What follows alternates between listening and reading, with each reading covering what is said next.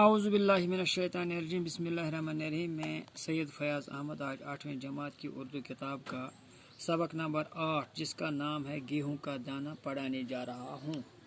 بچوں میری طرف دیکھو۔ ایک بار کچھ بچے کھیل رہے تھے، قریب ہی زمین میں ایک دراڑ تھی۔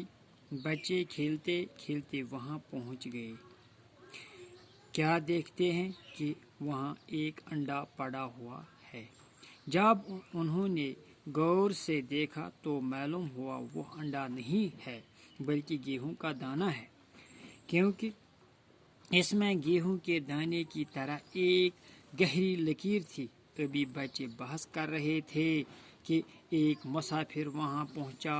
مسافر بھی ایسی عجیب و غریب چیز دیکھ کر حیران رہ گیا۔ اس نے بچوں کو پیسے دے کر اسے مول لیا۔ ایک بار کچھ بچے کھیل رہے تھے۔ بچوں ایک بار کچھ بچے کیا کر رہے تھے؟ کھیل رہے تھے۔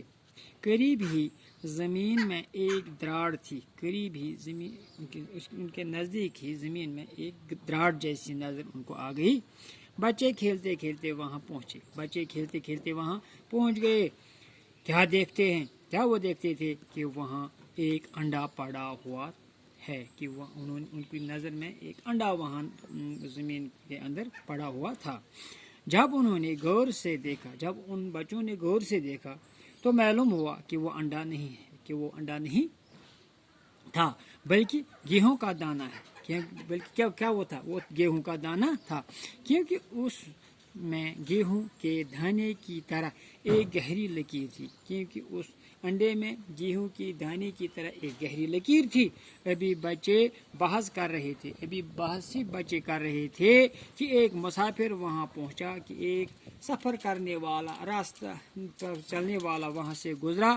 مسافر بھی ایسی عجیب و غریب چیز دیکھ کر حیران رہ گیا۔ جو وہ سفر کر رہا تھا وہاں راستے پر، تو وہ بھی یہ عجیب غریب چیز دیکھ کر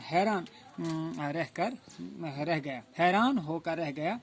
اس نے بچوں کو پیسے دے کر اسے مول لیا۔ اس نے کیا کیا؟ اس مسافر نے بچوں کو پیسے دے کر اس انڈے کو مول لے لیا۔